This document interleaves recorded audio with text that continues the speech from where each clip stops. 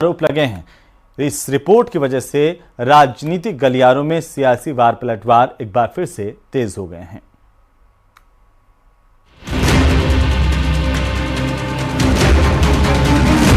बीते साल अडानी ग्रुप को लेकर अपनी रिसर्च रिपोर्ट जारी करने के बाद अब अमेरिकी शॉर्ट सेलर फर्म हिंडनबर्ग ने नया दावा किया है। हिंडनबर्ग ने अब सेबी चीफ और उनके पति पर गंभीर आरोप लगाए हैं। हिंडनबर्ग के दावे में कहा गया है कि जिस ऑफशोर फंड में अडानी का स्टेक है, उसी ऑफशोर फंड में सेबी प्रमुख माधवी पुरी बुच और उनके पति धवल बुच का स्टेक है।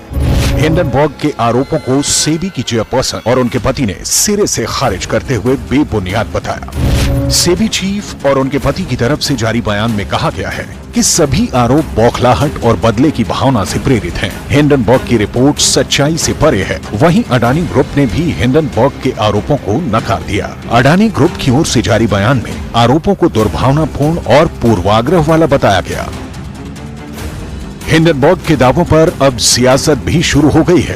कांग्रेस पार्टी ने सरकार पर सवाल खड़े किए और जेपीसी से जांच की मांग की है। वहीं बीजेपी ने पलटवार करते हुए विदेशी संस्थानों का साथ देने पर कांग्रेस को घेरा। कागज सबके सामने है, उसका जवाब दीजिए। क्या ये ऑफशोर कंपनीज में उनकी इन्वेस्टमेंट्स थी या नहीं थी?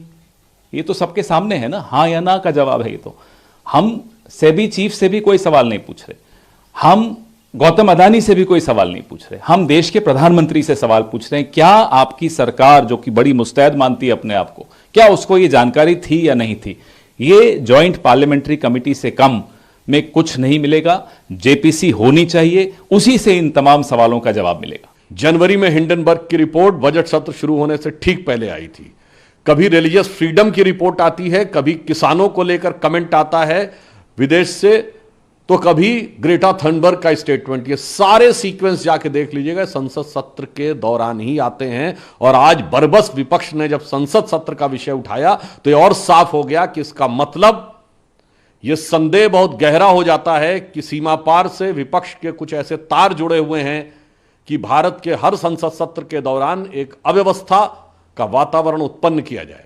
हिंडनबर्ग का आरोप है कि रेगुलेटरी बदलाव, नियम कानून ऐसे बदले गए जिससे कि सारा का सारा फायदा रीट्स को हो रहा था, और रीट्स में सबसे बड़ा प्लेयर ब्लैकस्टोन था, और ब्लैकस्टोन में माधवी बुच जी के पति धवल बुच जी सीनियर सलाहकार, वरिष्ठ एडवाइजर थे। वहीं आम आदमी पार्टी ने आरोप लगाया है कि सेबी चीफ को उस भ्रष्टाचार की जांच की जिम्मेदारी दी गई जिसमें खुद उनका पैसा लगा था। आम आदमी पार्टी के नेता संजय सिंह ने आरोप लगाया कि सेबी चीफ और उनके पति ने करोड़ों रुपए का घोटाला किया। माधवी पुरी बुच और उनके पति धवल बुच ने लगभग $10 मिलियन उन्हीं फर्जी कंपनियों में लगाए हैं, उन्हीं फंड्स में लगाए हैं जिसकी इनको जांच करनी थी। यानी जिस भ्रष्टाचार के मामले की जांच सेबी अध्यक्ष को करनी थी, वहीं पर इनका पैसा लगा हुआ है।